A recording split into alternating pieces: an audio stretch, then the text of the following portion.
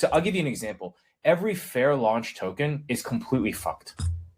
Those tokens are totally fucked because they launch with higher liquidity than market cap, right? It doesn't make any sense. You need to actually...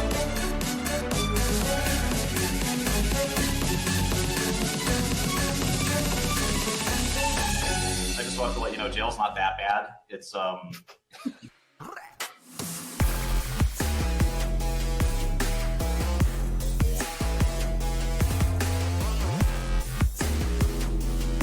All views expressed by the hosts and guests in this podcast are solely their opinions and do not reflect the opinions of their respective employers. Guests and hosts may maintain positions in the assets discussed in this podcast. This podcast is for informational purposes only, and nothing in the podcast is intended to be financial, legal, or even life advice. Okay, actually, yeah.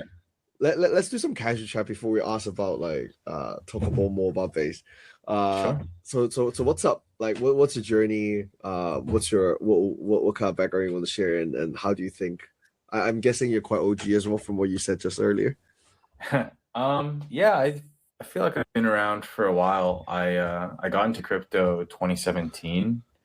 I started reading the ICO white papers. Actually, I got nerd psyched by Ripple. So if you want to talk about embarrassing stuff, that was I read the Ripple white paper before anything else, and I was like, oh damn, this is sick. Not bad. Yeah, I mean, I set up like a GitHub wallet.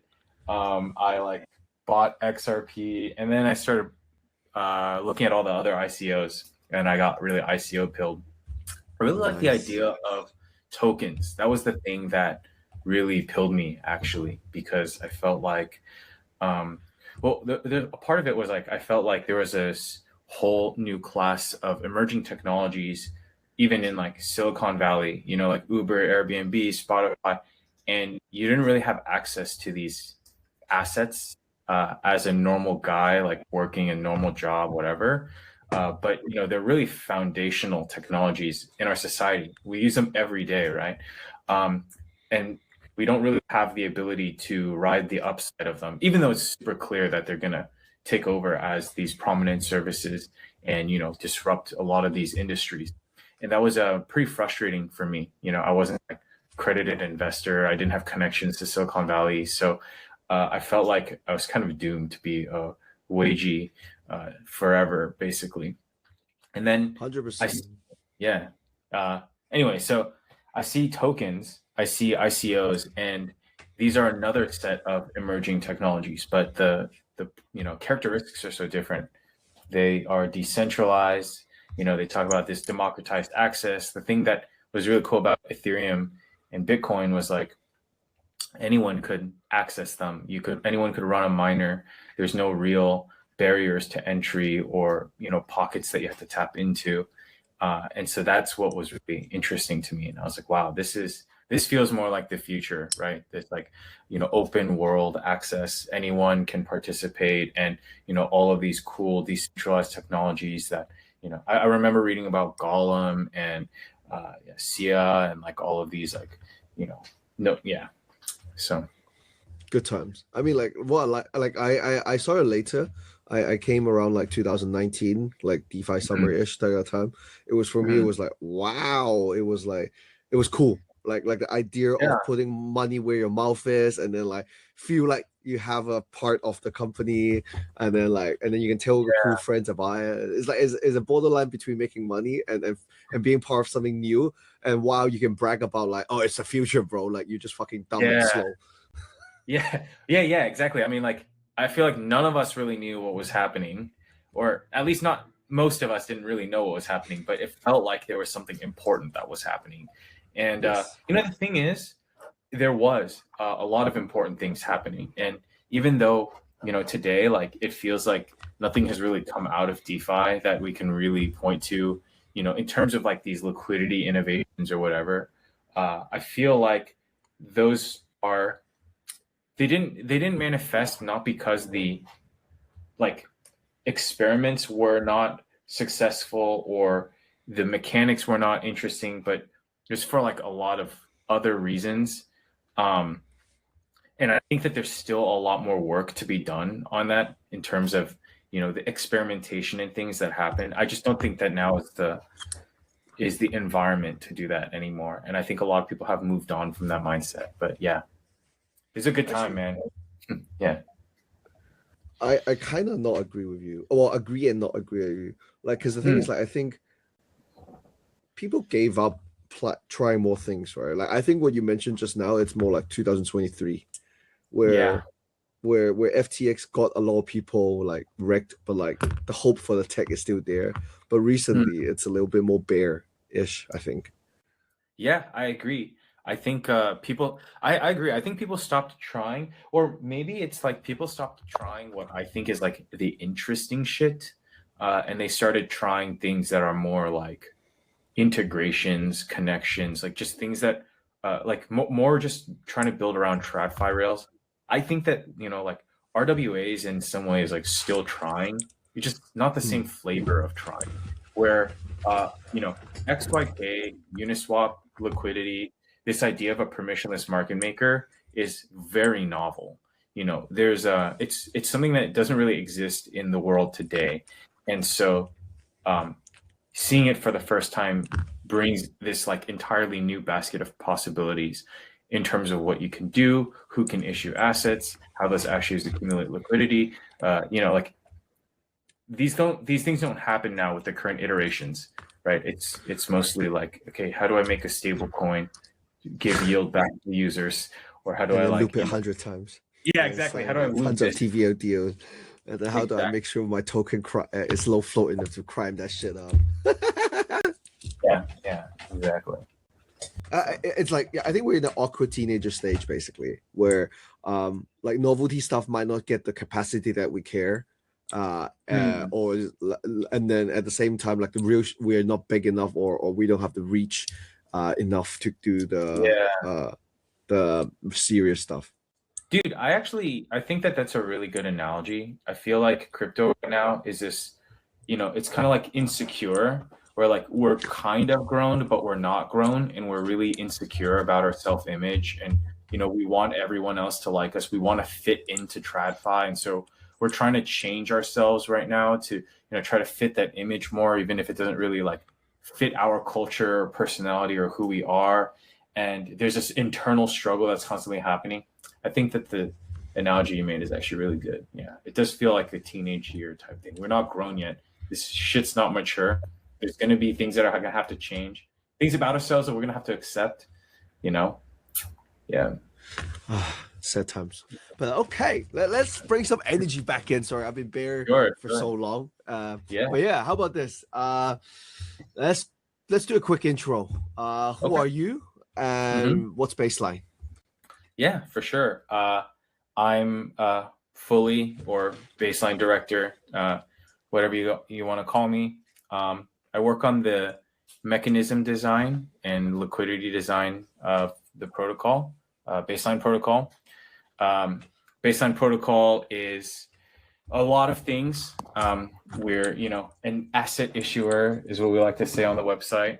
But if you break it down more technically, what we do is we're trying to provide liquidity for tokens, protocol-owned liquidity, token-owned liquidity, so that the liquidity structure can help support the entire circulating supply, help people like launch tokens with better liquidity than the alternatives today, which is like XYK or constant product pools.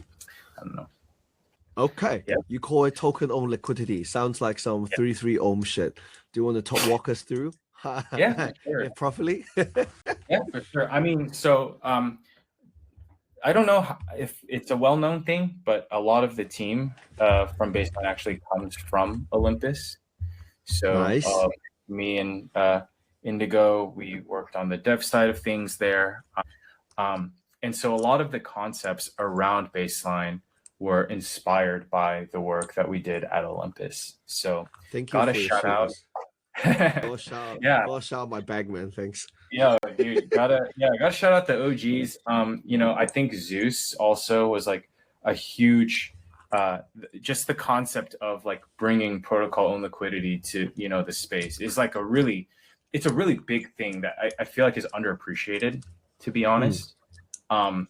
it's the same kind of 0 to 1 moment, I think, as like proof of work. Actually, it sounds ridiculous to say, but it's, you know, it's so obvious in hindsight that, you know, people don't really think, oh, like how crazy it is. But think about Pump.fun, right? And where like Pump.fun is able to get to is because protocol and liquidity. Now protocol and liquidity, you know, bearer chain, proof of liquidity, and this whole concept of having contracts own liquidity and doing things with them programmatically. It's the precursor to basically any type of on-chain liquidity manipulation through a smart contract. And so that wasn't really thought about until Zeus introduced the concept. Back then, though, I think the tools were very sparse. Also, you know, we didn't even have like Uniswap v3 really. So the only tool was constant product. So, you know, a lot of mechanics were built around it, this idea of like bonding and whatever. And I think that those were good at the time, but obviously caused a lot of problems. The core behind it that I think is really important, though, is this this idea that your liquidity operations are deterministic and decided by code and not by a human. That's one of the few things that a blockchain can really do that, you know, TradFi cannot, is to say that there's a certain set of rules around how this liquidity is going to behave. And that's obviously super important because all of the issues that we see today, both, you know, in TradFi and crypto, comes from the fact that we can do whatever we want with liquidity. Right? It's one of the main reasons we see these things in sexes. Why, you know, we have token rug pulls and whatever is because there's no determinism or predictability around how liquidity is going to behave. So if you know, look at, okay, let's say Luna, for example, you start having this death spiral, right? You have these reflexive events where liquidity starts to pull out of a token, you know, as more people sell or more people dump. And oftentimes that's actually the opposite of what you really want to happen. And so having a contract guarantee that something is backstopped is a really cool and like key concept, I think. So token owned liquidity, this thing that we're talking about, is this idea of having a smart contract that deterministically backstops the liquidity for your token so that you can guarantee a certain amount of value for that token in perpetuity. Doesn't matter if the team is there or what the team does or how the market performs or anything like that. You know for a fact that, you know, there's always going to be liquidity in this token. It's always going to perform like this, and you're always going to have these set of guarantees. And I think as a holder, that's like a really reassuring value proposition to know that, you know, yeah, you're not going to mint a bunch of supply out of nowhere. The pool is not going to randomly get rugged. The price isn't going to crash, you know, to zero. You always have these expectations for these assets that you hold, and it makes the feeling of holding them just a lot more secure. So, and this is also something that's only possible with blockchain. The reason why, you know, I think we should really push on this front is because when people ask, oh, what is the use case of a blockchain, or why do you need to use it? Why can't you just use a database? This is the reason, because you can execute code, and the code can have certain rules and guarantees that it just don't exist. You know, and even in adversarial environments, you know that they're always going to work the way that they do. And that's really the principle of DeFi. We don't see it a lot anymore. But yeah. So from my understanding and from my reading, it sounds like I'm going to strip out all the fancy words so people understand, because I don't think it's a simple concept for a lot of people. TLDR, it's a more complicated XY equals K locked LP pool that supports certain price with certain mechanism added. Is that perfect? That's perfect. I would even make it simple. I'd say it's XYK but with a different shape. Yes. But it's a locked XYK, and it's got a different shape than XYK. Yeah. Okay. So if for someone who wants to understand before, so what my understanding of baseline is that it is a liquidity, like it can be a token launcher, it can be a liquidity management. It's almost like a LP management system where once people put the liquidity in, set certain parameters because of how it works. For example, there are some lending mechanism, there's multiple small things that keep it. As a user, you should know this price will not drop past $3 because everything is locked and everything. But obviously you need to check what are the like settings the team set, etc. Yes. Is my understanding correct? That's perfect. Let's get to each of the mechanics one by one. And then I can ask you a little bit more breakdown as how the mechanics work, because I think most people in this market probably look at the doc, be like, I really can't be fucked, and then just flated it, to be very honest with you. So yeah, let's talk about that. And I'm probably gonna have to use your translation services again, because I've been in these concepts for so long, and I know when I talk about it, it'll sometimes sound really complicated. So it's good that you can help me break it down. That sounds good. Let's start with the top, with just like the shape and why we need a different shape from XYK. So what is it that makes XYK not good enough for token liquidity in the first place? I think that I know. It's because it's a flat line. It's a flat line. What do you mean when you say flat? The curve is not dynamic enough, and then everyone is forced to agree the market maker in that curve, basically. Okay, I actually think that's a good start. It's not dynamic, which is true, and everyone is forced to agree. That's also true. But I would say that the other piece about it that is not really considered is it's not really aware of the total supply of the token that it's providing liquidity for. Because if you think about what X and what Y are, right, it's just how many tokens are in the pool. So the XYK actually doesn't know what the FDV of the coin is, because it doesn't know what the total supply is. So it has no idea to think about what is the valuation of this thing. So if I'm going to tell you, right, hey, you should buy this token, or you should sell this token, or you should LP this token, you'll probably ask a question like, okay, what's the valuation? Or what's the market cap, right? You like, friend sends you a CA, okay, what's the market cap? That's the first thing you want to know. So XYK doesn't even understand this concept of a market cap, because it doesn't know how many tokens are actually out there in circulation. It's only looking at its internal balances. Yeah. So that leads to very weird accounting and behaviors when it comes to like doing things at a token scale. What do I mean by that? What I mean is this. One interesting aspect of XYK is if you have half of the token supply in the pool, the value of the liquidity will be equal to the FV of the token. Okay. Mm-hmm. If you have more than half the tokens out there in the LP, so the LP owns more than 50% of the supply, the FDV, or the liquidity pool is worth more than the FDV of the coin, which makes no fucking sense. Yeah, but it's like it's actually a property, a math property of XYK. So you'll run into these situations where you like see these dead coins, and the dead coins have like 0 FDV, and the liquidity is like really high. Look at my favorite example is like SLERF, because the guy like what, sorry? SLERF. There's like a pre-sale coin. The guy like accidentally like locked a bunch of LP when he launched it, and if you go to the deck screener now, you'll see that the liquidity is 14.5 mil, and the FDV is 8.2 mil. Okay, and it's just like, what? Like, doesn't that make no sense, right? How is it that there's more liquidity in the pool than the entire FDV of the coin? And the reason is because the way that the pool prices, the way that XYK prices, it doesn't know how many tokens exist.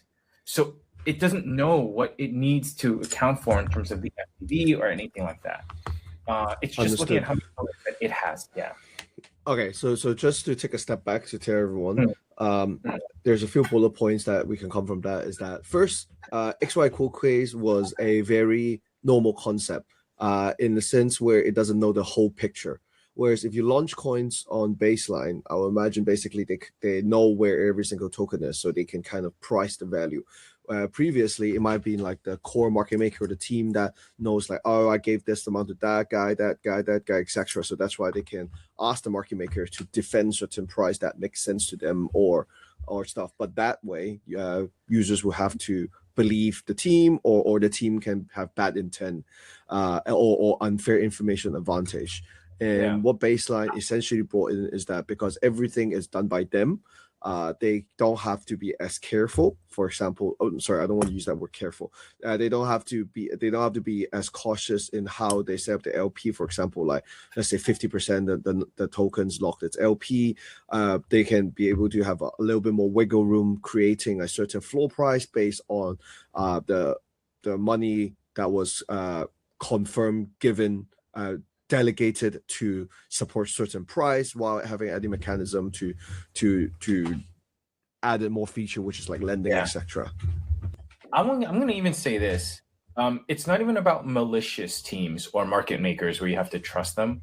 It's the fact that because you don't know how like XYK is pricing necessarily, the person who's deploying this pool has to be very knowledgeable in how this liquidity works. So I'll give you an example. Every fair launch token is completely fucked.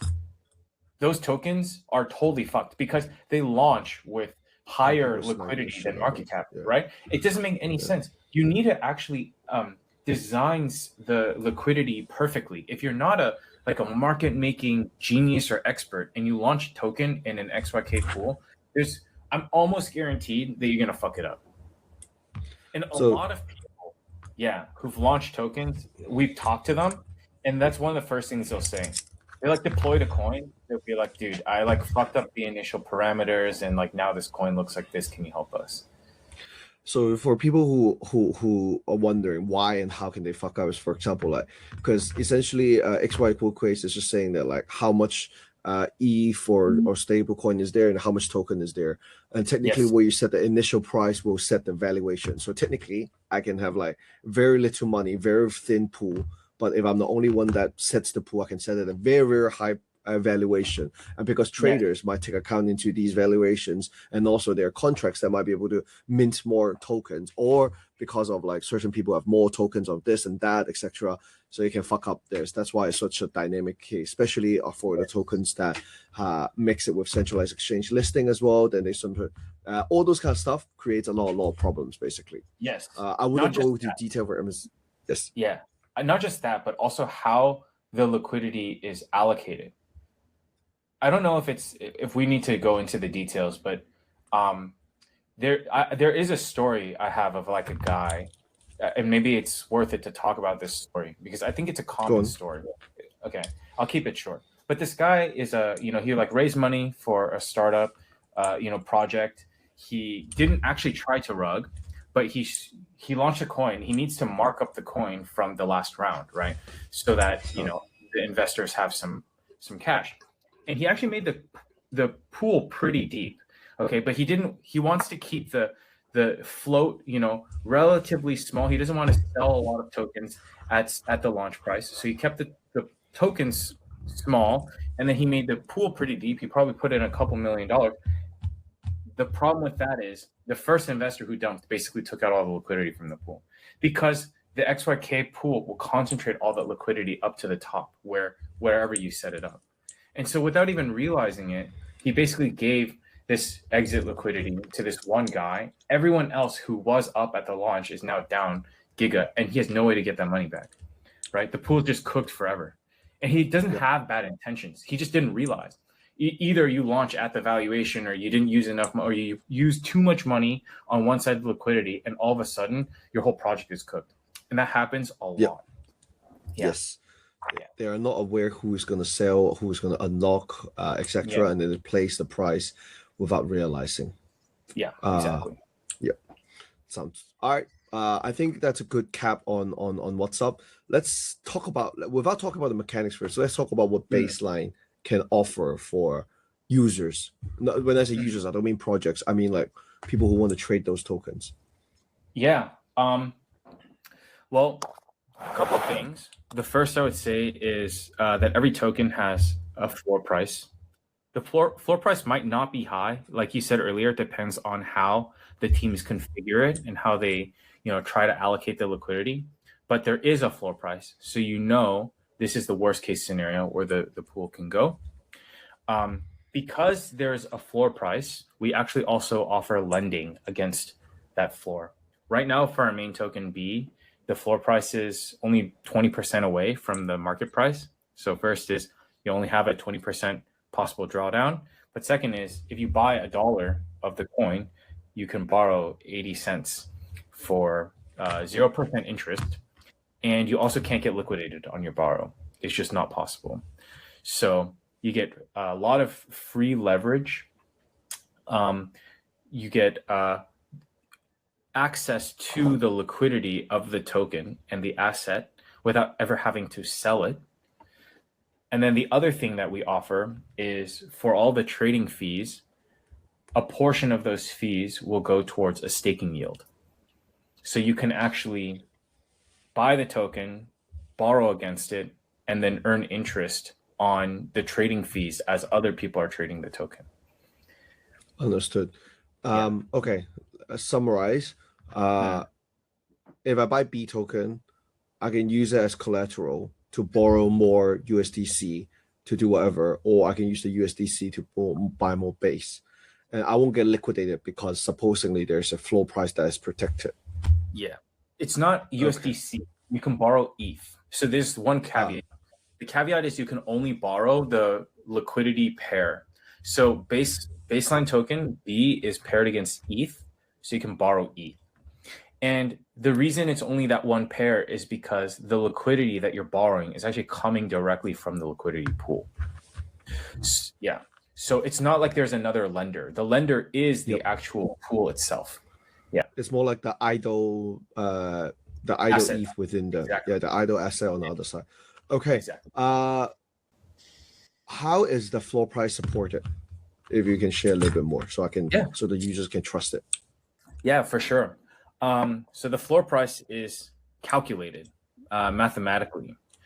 We calculate it by looking at how many tokens exist, so the total supply of the coin, and then we look at how many reserves are in the pool, so how much ETH the pool has basically, and we add up the debt as well from the borrows, and we take basically the integral of the curve. So we say if we keep buying tokens, if every single token is sold, what is the next price? Okay, then another token sold. What is the next price? Another token is sold. And we add up all of the money that we spent to buy every token that can be sold. Is there more ETH in the pool than, the money that it takes to buy those tokens back? And then when it's the exact amount of money that we need to spend to buy all those tokens, that's the floor price. So we know that that is the lowest possible price that it can go. Understood. Surely there's a limitation in terms of efficiency, right? That means a lot of like ETH for the other pair of asset is limited, and also the token has to be issued, and some treasury needs to be locked for this operation. Yeah, there's definitely limitations. It's not a it's not like a magic. Yeah, it's not a fake magical thing. Like that's the thing, right? A lot of people hear this and they're like, oh, they have misconceptions maybe about how this will work. What we're trying to just say is like there is a mathematical limitation, and it's not always going to be high, right? You also need to fix the supply of the token. So if you mint new tokens out of thin air, it's impossible to guarantee a floor price because you could just mint an infinite number of tokens and there's a finite amount of liquidity. Yeah. So can you use the B token and share a little bit on the dynamic, like for example, like what's the market cap, what's the liquidity, how much, like so it's just so there's people have like a number that they can figure out. Sure. Let me check the actual latest numbers. So the market cap is 42 mil right now, 42.5 mil. In terms of total liquidity. I imagine that would have somewhere like 35 mil of ETH in the pool. The interesting thing about this is that there's Wait, only you guys have 35 mil in ETH in your LP? in liquidity, yes, but there's a caveat. You look at contract and you look at how much is in the pool spot tokens, there's maybe only 300 ETH or so, 300, 400 ETH. So the rest of the ETH, quote unquote, ETH liquidity comes from the borrows. And that's what makes these tokens so interesting. That's why it's so capital efficient. You only need 300 spot ETH, okay? But you can create a market cap coin of 42 mil that has quote unquote 35 mil of ETH liquidity in backing. Yeah. And it's because is that possible? Where's the ETH? So what that means is this, right? In order for most of this market cap to get sold off, if people wanted to sell these coins, the first thing they have to do is they have to repay the because it's collateralized as a loan. Think about it like you have but I thought it's using B to borrow the other side. Exactly. But but how do you get? I see. No, but the like protocol knows that when you sell your B, you're gonna have to pay me ETH back to sell that B. Sorry. You know, and the B and the ETH is from the protocol's treasury. The ETH is from the debt. Okay, and who's providing the debt? Whoever borrowed against B. I see. And then the debt is the ETH from the debt is from the locked LP pool. It's from a locked. It's not an LP pool, but it's a. Well, yeah, actually, you can say that. Sure. Okay. Yeah. But how does that from 300 go to 35 mil? Because it's it's B borrowing ETH, and then you can't really ETH borrow more ETH, right? Surely. No, you cannot. So most of the B that exists is currently borrowing ETH. Yeah. Okay. So I would say probably like 95% of the people who buy baseline token, and I think you should, because why not? Like you have this asset, right? You can borrow 80% of the value for no interest and no liquidation. Like you just get the money, you can use it, it's liquid. When you need to sell the token, just repay it, and then you can sell the full token. And so because the protocol knows, let's say, for example, there's 10 tokens out there, okay? 9 of them are being borrowed, and this floor price is like $1. So you have like, I don't know, $1 in the pool, and you have $9 of debt. Okay, so when you look at the pool, it says you got $1 in it, right? But when you look at the debt, there's $9 that need to be paid back. And there's 10 tokens out there, but 9 of them are being borrowed. Only one of them is a spot token. Okay, that one spot token can be sold into the pool, right? Because it's in someone's wallet. The other 9 tokens, they have to pay the $9 before they can sell those 9 tokens for $1. I see. Yeah. So you can actually count the debt as part of the liquidity in the pool.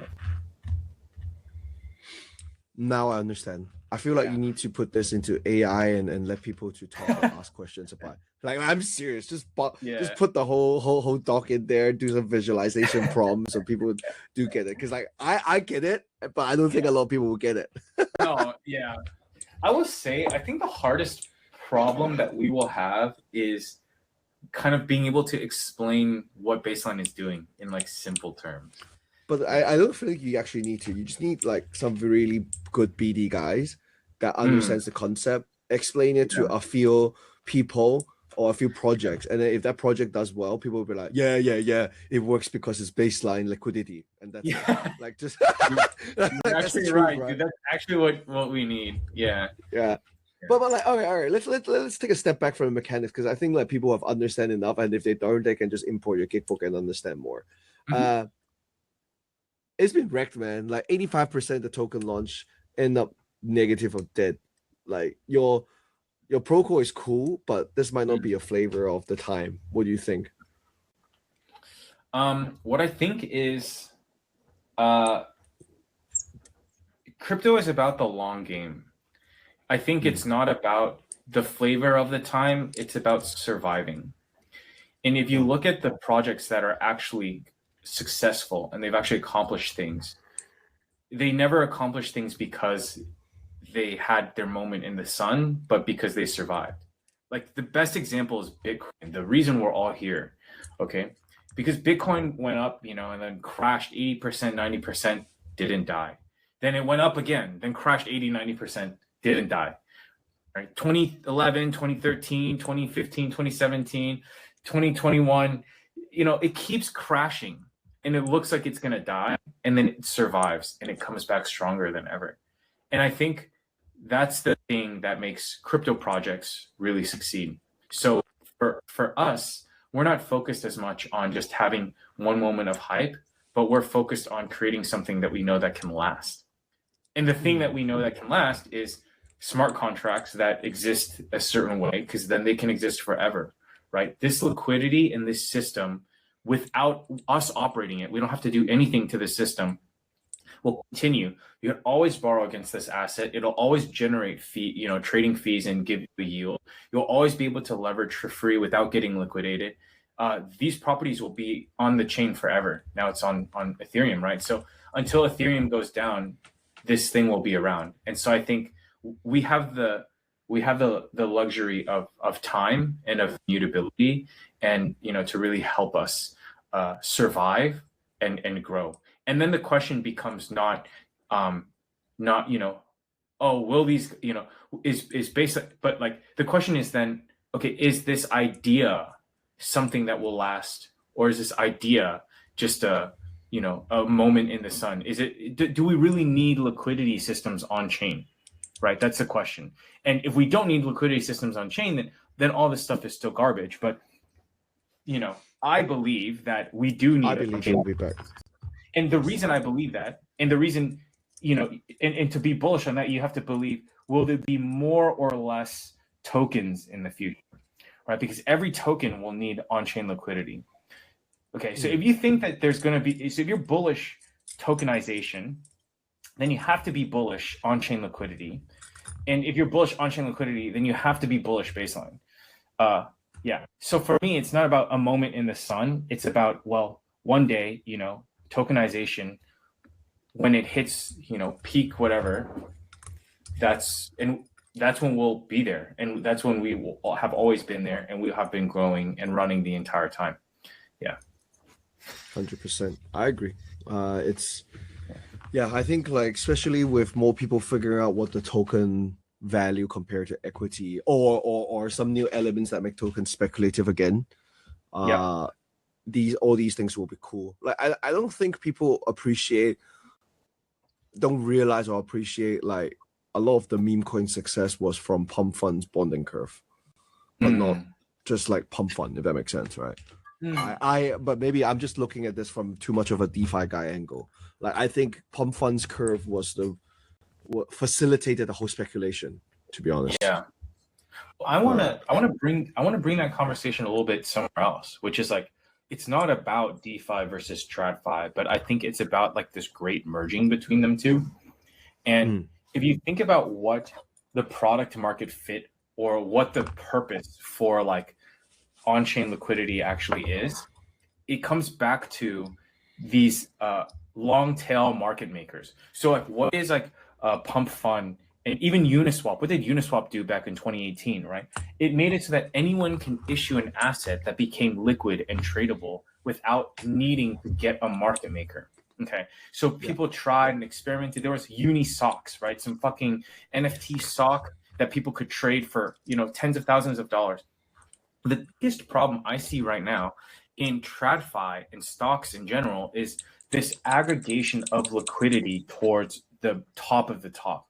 So, you have, unless you're a NASDAQ IPO, Fortune 500, and even the Fortune 500 companies, all of the liquidity is concentrated into the Mag 7. Why is that? It's because the liquidity is all operated by external parties. These are all, you need a market maker to get listed, right? So if you look at something like penny stocks, okay, these things are all traded OTC.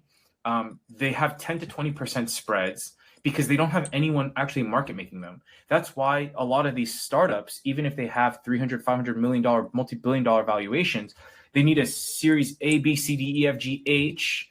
SoftBank bring in $2 million before they can actually have liquidity in a public market, because you need market makers to come and market make your token to have that kind of guarantee when you're trading. And what these tools that we're building right now do is we invert the premise. Well, if you can actually create a liquid market that has deep spreads, that's tradable, and you don't need a Series H and like 6 investment banks to underwrite it before you go public, well, you can actually really innovate and disrupt the capital formation process that we see today and how liquidity accumulates in these public markets. So like, I think that all of this stuff is eventually going to hit, imagine, okay, now penny stocks have curves, right, that you can trade them on. Well, now you can kind of merge this meme stock, meme coin concept. That's going to move upstream eventually, I think, towards startups that won't need to go through 10, 15 different funding rounds. Maybe they have a seed, a Series A and a Series B, and then they can go public through, a more long tail automated market making system.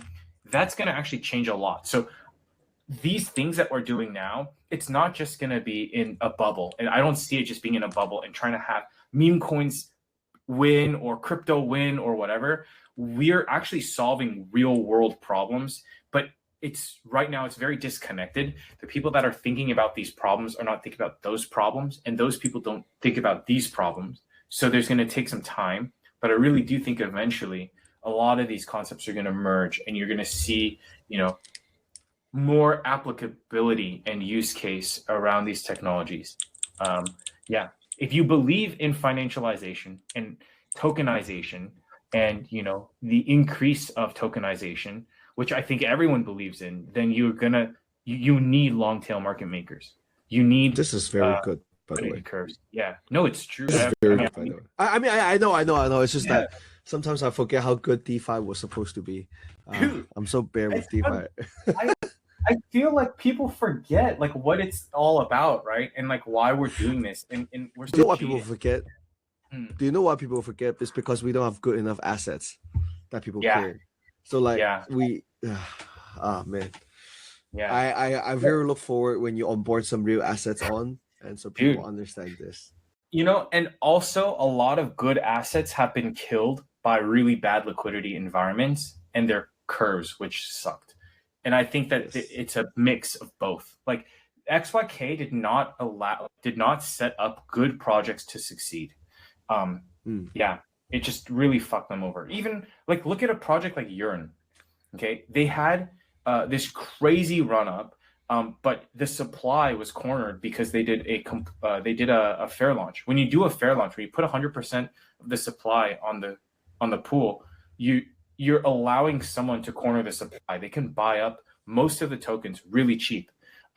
They were basically bundled, right? And so they lost control of distribution. They lost control of the ability to, determine fair market value. You had all these, degens kind of running the scenes, and they're a great project. They're a great team. And so, I think a lot of these good projects before, we had good assets, but the assets by themselves without good liquidity properties cannot become like good assets. And that's why that's why TradFi relies on market makers, right? That's why XYK is not good enough. Even Pump.fun, I know that they run a secret market maker in the background to kind of run their tokens up because they can't rely on the curve. Don't ask me how I know that, but I know that. I always assumed, but it's good to have confirmed. It's confirmed, yeah. I see. Yeah. All right, cool. But is there anything you want to talk about before we ask the last questions we asked everyone? Is there any question you have for me actually? I guess are there any tokens that you've seen in the last year or 2 years that like really made you feel something again?